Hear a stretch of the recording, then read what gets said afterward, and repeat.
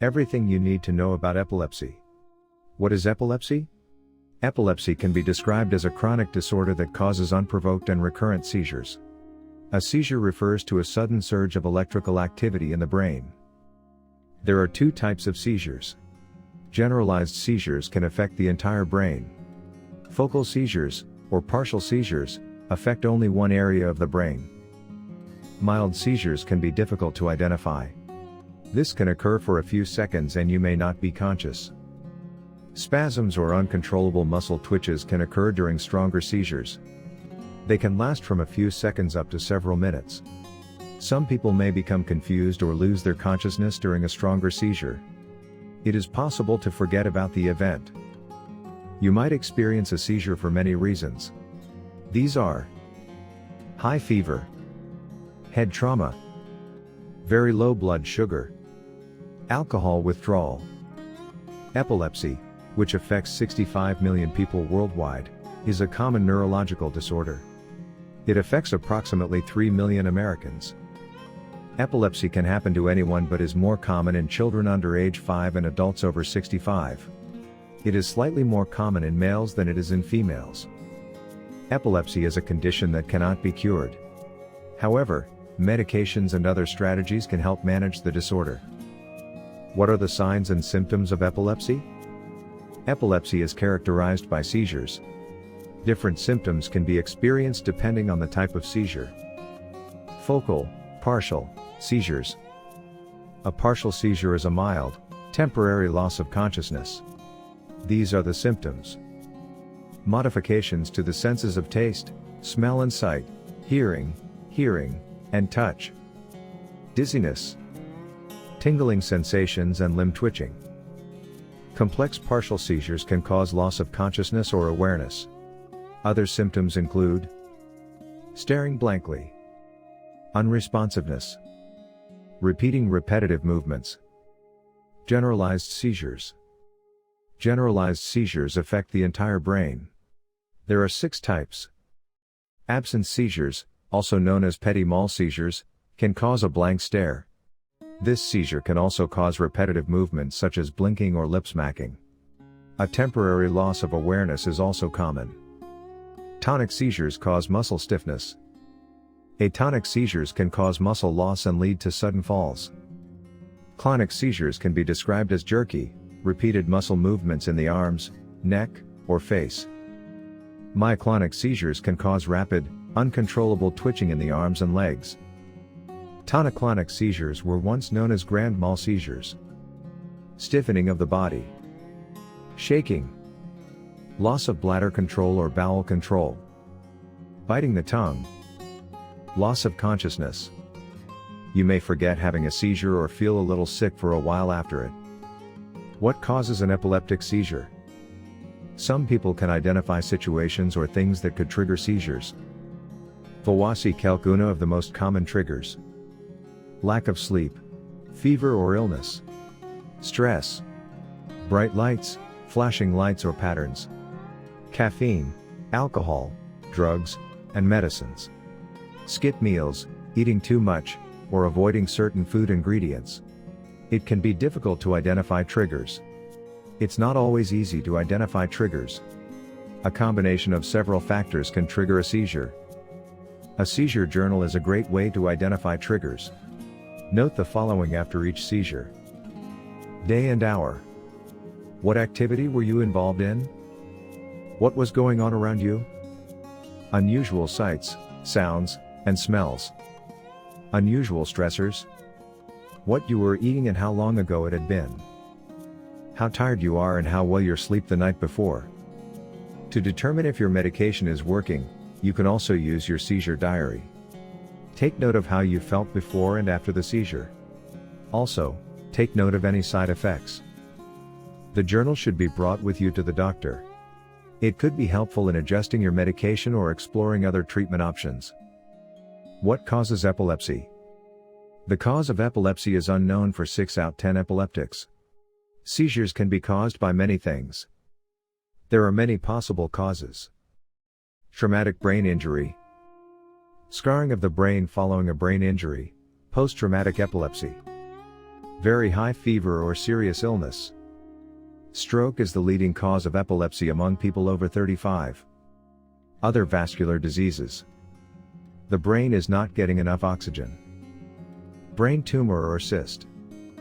Alzheimer's disease or dementia. Prenatal injury, maternal drug use, brain malformations, and lack of oxygen at birth are all examples. Infectious diseases like AIDS or meningitis are common. Genetic or developmental disorders, or neurological diseases. Some types of epilepsy are caused by heredity. There is a 1% chance that someone will develop epilepsy in the general population before age 20.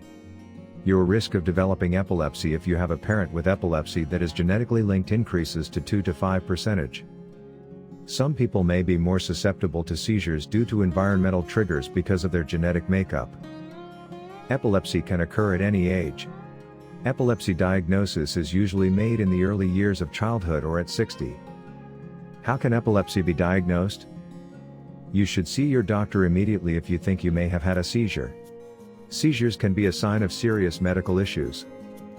Your doctor will use your medical history and symptoms to determine which tests are most helpful. A neurological exam will likely be performed to assess your mental and motor skills.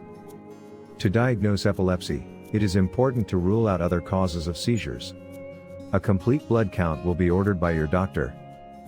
To look for these things, blood tests could be performed. Signs of infectious diseases. Liver and kidney function. Blood glucose levels. The most commonly used test to diagnose epilepsy is the electroencephalogram, EEG. The electrodes are first attached to the scalp using a paste. This is a painless, non-invasive test. It may ask you to do a particular task. Sometimes, the test can be done while you sleep. The electrodes will measure the electrical activity in your brain. No matter if you are having a seizure, epilepsy is known for changes in brain wave patterns. Imaging tests can detect tumors or other abnormalities that could cause seizures.